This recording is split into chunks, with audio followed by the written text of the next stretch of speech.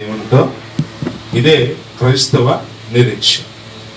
క్రీస్తునందు మనం ఉంచినటువంటి ఆ విశ్వాసము చివరకు ఈ లోకములను నేను దీవించబడాలి, అలాగే నేను సదాకాలము ప్రభుతో కూడా ఉండాలి. కాబట్టి దేవుడు ఈ లోకానికి వచ్చి యేసుక్రీస్తు ద్వారా ప్రకటించుకున్నటువంటి ఆ సువర్తమానము మనం జాగ్రత్తగా గమనించినట్లయితే చూడండి, మత్తయి సువార్త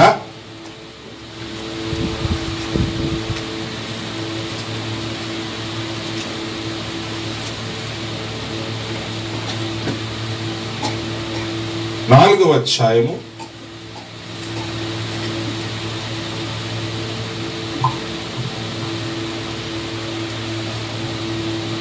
17వ వచనాన్ని మనం చూసినప్పుడు, అప్పటి నుండి యేసు పరలోక రాజ్యము సమీపించి ఉన్నది గనుక మారు మనస్సు పొందుడని చెప్పెను.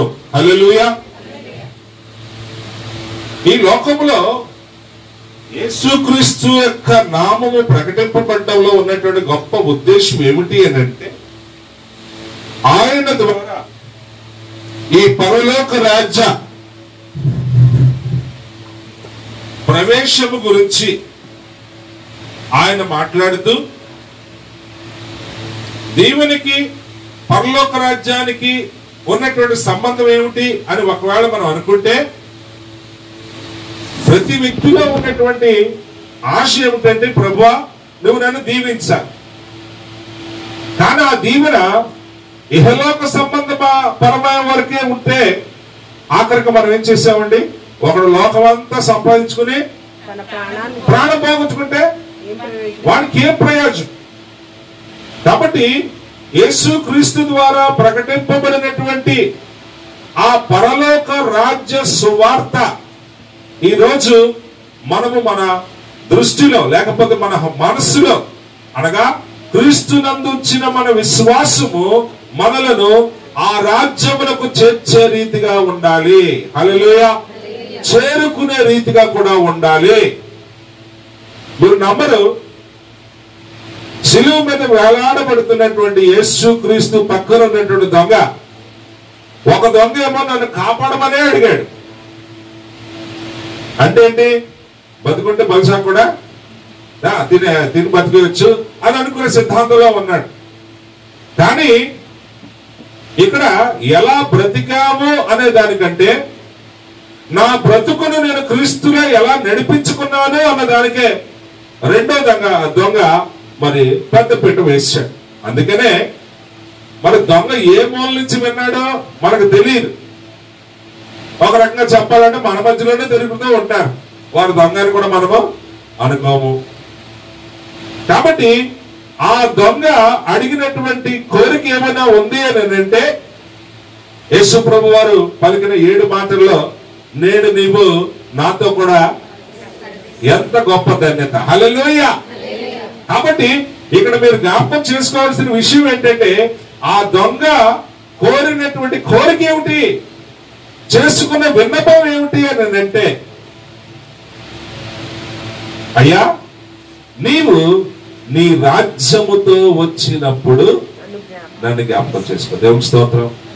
ఇదే ఒక నిజమైనటువంటి క్రీస్తునందు మనం ఉంచినటువంటి నిరీక్ష. ఎప్పుడో ఒకసారి 4 దైవజనుల ద్వారా ఈ మాట విన్నాం. ఒక తల్లి పెద్ద కొడుకు దగ్గరికి వెళ్తుందట ఫ్లైట్ లో. ఏంటండి? ఒక తల్లి పెద్ద కొడుకు దగ్గరికి ఫ్లైట్ లో వెళ్తుంది. అనుకోకుండా ఫ్లైట్ లో ఏమొచ్చిందంటండి, ప్రాబ్లం వచ్చింది. అందరూ కూడా తమ తమ దేవునికి ప్రార్థన చేసుకుంటారు. అమ్మ నువ్వు కూడా దేవునికి ప్రార్థన చేసుకో అని ఆ పక్కన ఉన్నటువంటి సహోదరుడు చెప్పినప్పుడు ఆమె ఒకటే అన్నదంట. ఏమన్నది?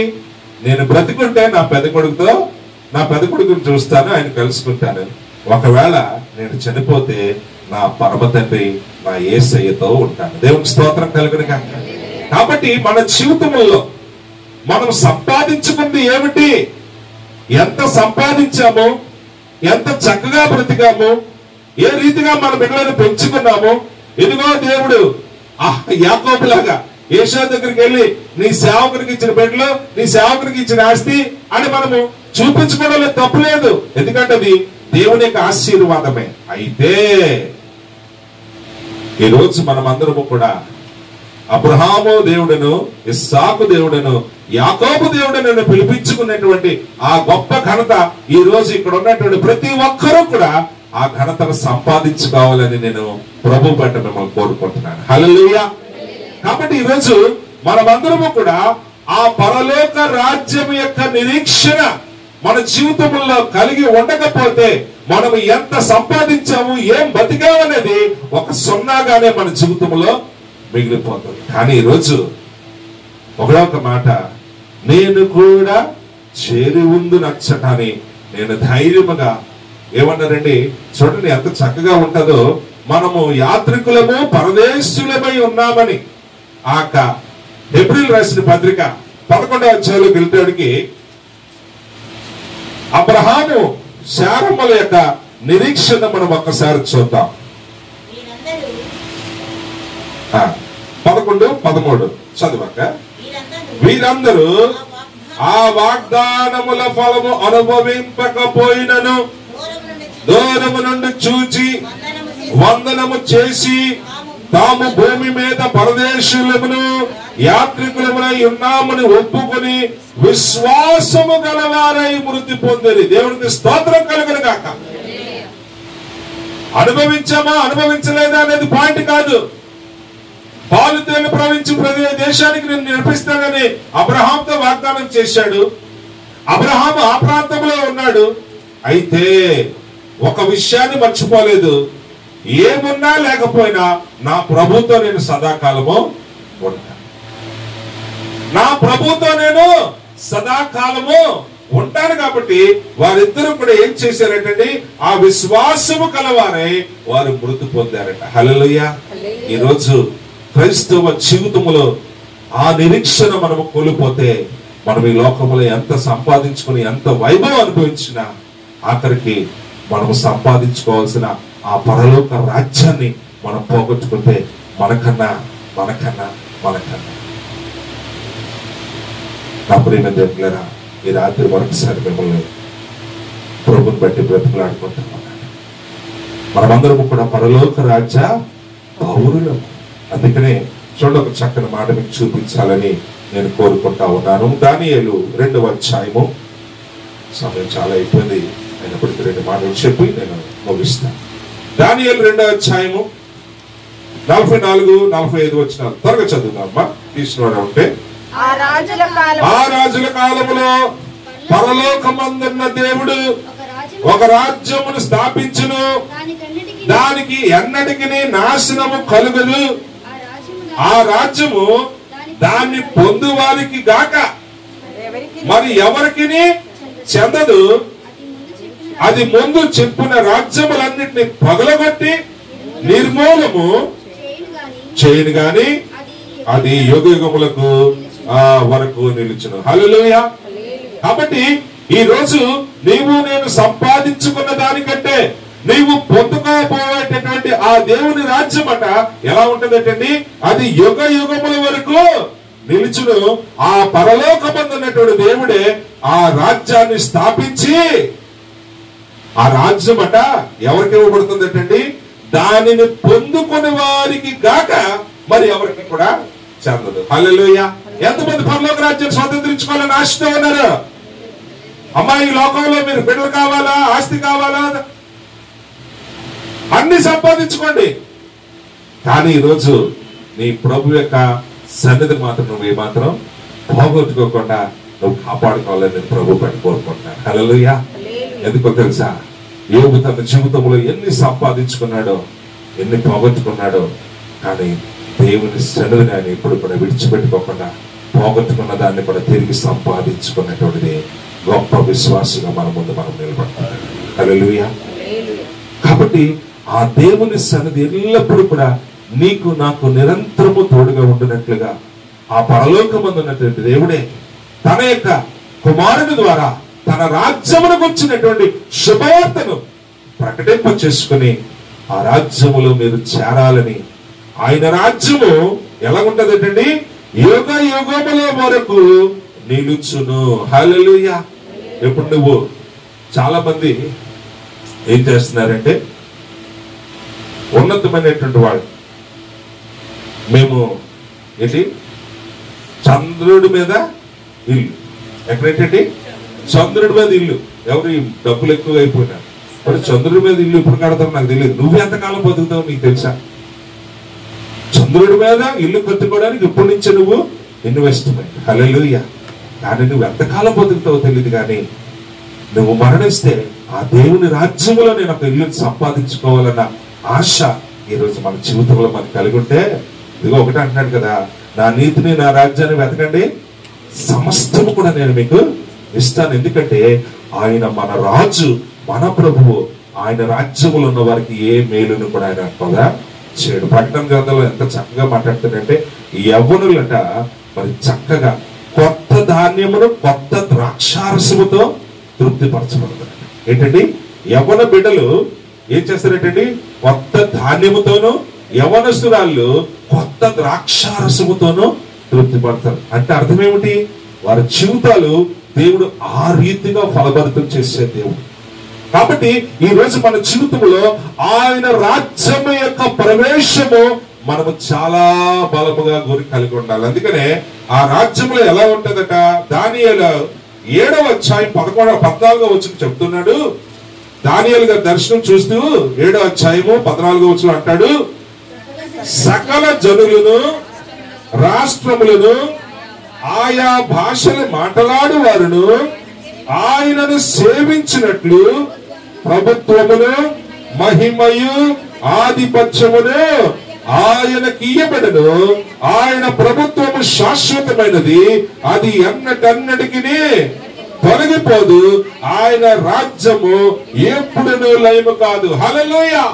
పరలోకమందు ఉన్నటువంటి దేవుడు ఒక రాజ్యమును స్థాపించి ఆ రాజ్యములో ఒక ఏం చేస్తున్నాడంటే, ప్రభుత్వము మహిమ అలాగే ఆధిపత్యము ఎవరికి ఇస్తున్నాడంటే తన ప్రియకుమారుడైన యేసుక్రీస్తుకి ఇచ్చి, ఆయన రాజ్యములో ఆయన యొక్క ప్రభుత్వం ద్వారా మనం అందరము కూడా క్షేమము కలిగిన వారమై. హల్లెలూయా. కాబట్టి అటువంటి గొప్ప దేవుడు నీకు ఇస్తున్నటువంటి ఆ పరలోక రాజ్యమును నువ్వు ఈ రోజు సంపాదించుకుని ఆ దేవుని కుమారుడి యొక్క యేసుక్రీస్తు యొక్క ప్రభుత్వములో అది ఎలా ఉంటదంటే అది శాశ్వతమైనదట. ఇంకా వేరే పార్టీ లేదు అక్కడ. ఈ రోజు డబ్బులు ఇచ్చి మనల్ని మోసం చేసేసారు. నీకు 10 నీకు 10 నీకు 10 అనుకుంటూ పోయారు. మనకు ఆకలి లెక్క ఎక్కువైపోయింది. ఈ రోజు కొత్త కొత్త చట్టాలన్నీ వచ్చేస్తున్నాయి. ఇప్పుడు చెప్పండి, నీకు 15 కాదు మనకు కావాల్సింది. ఈ రోజు మనము స్వేచ్ఛగా ప్రభువుని ఆరాధించుకోవడానికి కూడా అవకాశం లేనటువంటి స్థితిలోనికి మనం ఇచ్చిన ఓటే మనల్ని తీసుకెళ్తుంది. అఫ్ కోర్స్ ఆయన చిత్తం నెరవేరవలసి ఉందండి అని చెప్పుకుంటూ వెళ్ళిపోతూ ఉంటాం. మన తప్పును మనం సరి చేసుకోవడానికి ప్రయత్నం చేయాలి. ఆయన రాజ్యము శాశ్వతమైనది. ఇంకా అక్కడ ఏ లంచాలు ఉండవు. అక్కడ ఆయన ఒకటే అంటాడు, ఆయన ప్రతి ఒక్క కన్నిటి బాష్ప బిందువును తుడిచే దేవుడైన. ఈరోజు మనం చదువుకున్నాము, ఆ యెరూషలేము మందిరంలో ఏం చేశాడు ఆయన ఎద్దుకు వచ్చిన ప్రతి వారి యొక్క గాయాలను స్వస్థపరిచి, రోగులను స్వస్థపరిచి, వారిని తన మాట చేత బలపరిచి పంపించాడని ఆ యెరూషలేము మందిరంలో ఆయన చేసినటువంటి ప్రసంగాలు, ఆయన చేసిన కార్యాలు ఈ రోజు మన బైబిల్లో చదువుకున్నాం. దేవునికి స్తోత్రం కలుగును గాక. కాబట్టి ఆయన యొక్క రాజ్య ప్రభుత్వంలో ఆయన అధికారము కింద మనము ఉండేటట్టుగా మన జీవితాలను మనము నడిపించుకోవాలని నేను మిమ్మల్ని ప్రభు పేట నేను కోరుతా ఉన్నాను. దేవుని స్తోత్రం కలుగును గాక. కాబట్టి ఈరోజు ఆ విషయాన్ని మన ప్రభు అయిన యేసుక్రీస్తు వారు లూకా సువార్త 10వ అధ్యాయము 22వ వచనంలో ఆయన చెబుతున్నటువంటి ఆ మాటను ఒకసారి మనం జ్ఞాపకం చేసుకుందాం.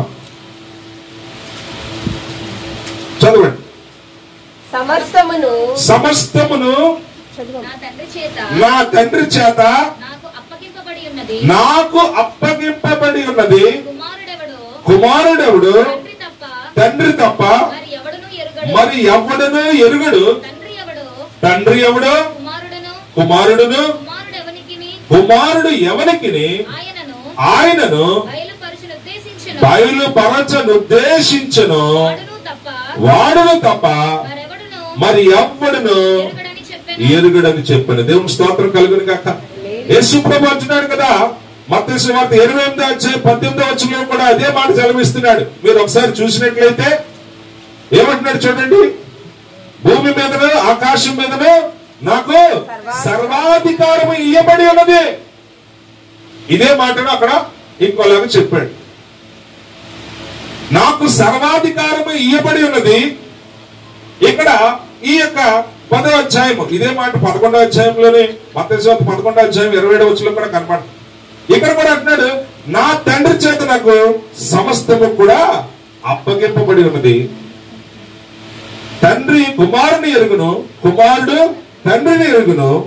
ఇక్కడ ఏమంటున్నాడండి, కుమారుడు ఎవరికి ఆయన్ను బయలుపరచనో ఉద్దేశించనో వాడు తప్ప మరి ఎవడు కూడా ఈ తండ్రిని ఎరుగుడు. అందుకనే దేవుని రాజ్యం అందరికీ లేదు. ఎవరైతే కోరుకుంటారో, ఎవరైతే ఆశపడి కనిపెట్టి ప్రార్థన చేసుకుంటారో వారికే అది దొరుకుతుందని ఇందాక మనం చదువుకున్న దానియేలు 2వ అధ్యాయం 44-45 వచనములో కూడా ఆ రాజ్యము దానిని పొందువారికి కాక మరి ఎవరికి కూడా చెందదు. హల్లెలూయా. ఈరోజు ఒక విషయాన్ని జ్ఞాపకం చేసుకోండి, ఏమున్నా ఏమి లేకపోయినా కళ్ళు మూసుకొని మీరు జాగ్రత్తగా గమనిస్తే లాజరు అబ్రహాము రొమ్మున ఇది మర్చిపోదు. లాజరు ఏ స్థితిలో బతికాడు అనేది మనం అంచనా వేయడానికి మనకు అవకాశం ఏమంటే, పని పట్టలేదా, అడుక్కునే బతకాలా, పని చేసుకుని బతకూడదా, ఏ మాట రావచ్చు. కానీ అక్కడ ఆ పరిస్థితి ఏమిటో మనకి. కానీ దేవుని వాక్యం అక్కడ సెలవిస్తుంది, లాజరు ఎక్కడ ఉన్నాడేంటండి, పరలోకములో అబ్రహాము రొమ్మున. ఈరోజు నువ్వు ఆయన రొమ్మును ఆనుకొని ఉండడానికి నువ్వు ఆశపడుతున్నావా? ఆయన రాజ్యాన్ని స్వతంత్రించుకోవడానికి నువ్వు ఆశపడుతున్నావా? ఆ రాజ్యానికి అధిపతిగా దేవుడు తనకు ప్రియకుమారుడైనటువంటి యేసుక్రీస్తు ప్రభు వారికే ఆయన యొక్క ఆధిపత్యాన్ని, అధికారాన్ని ఇచ్చాడు. ఆ అధికారం కింద ఈ రోజు నువ్వు ఉండాలి అని అనుకుంటే నువ్వు యేసు చెంతకు నీ జీవితాన్ని నడిపించుకోవాలి. ఎదుగో అయ్యా, నీ రాజ్యముతో నువ్వు వచ్చినప్పుడు నీ రాజ్యములో నన్ను జ్ఞాపకం చేసుకొని మనసారా నువ్వు ప్రభువుని వేడుకునే వాడుగా ఉండాలి. హల్లెలూయా. కాబట్టి ఈరోజు మన జీవితములను ఆయన రాజ్యము యొక్క మార్గములో నడిపించుకునే వారుగా, అన్ని విషయముల్లో దేవుడే మనకు తోడుగా ఉన్నాడు అనే విషయాన్ని మనం జ్ఞాపకం చేసుకుంటూ, మనము అబ్రహాము అలాంటి విశ్వాసుల వలె ఏమంటాడంటే, మనం ఈ లోకంలో యాత్రికులము, పరదేశులము. ఎంతో బంగారం, ఎన్నో ఒంటులు, ఎన్నో గాడిదలు, ఎన్నో గొర్రెలు, ఆస్తి ఏమి తక్కువ లేదు అబ్రహాముకి. కానీ ఒకటి మాత్రం తను మర్చిపోలేదు, నేను ఈ లోకంకి ఏమి తీసుకురాలేదు, ఏమి నేను పట్టుకెళ్ళలేదు. కానీ ఒక విషయాన్ని మాత్రం జ్ఞాపకం చేసుకున్నాడు, నేను ఈ లోకంలో యాత్రికుడు. అది కూడా ఎలా చెప్పగలిగాడంటే తను దర్శించినటువంటి దేవుణ్ణి బట్టి చెప్పగలిగాడు. హల్లెలూయా. అందుకని ఒక చక్కని పాట పాడుకుంటాం, ఈ లోకము నీది కాదు, శాశ్వతము అసలు కాదు, ఈ తనువు మంటికి మన్నై చేరునప్పుడు తెలుసుకో.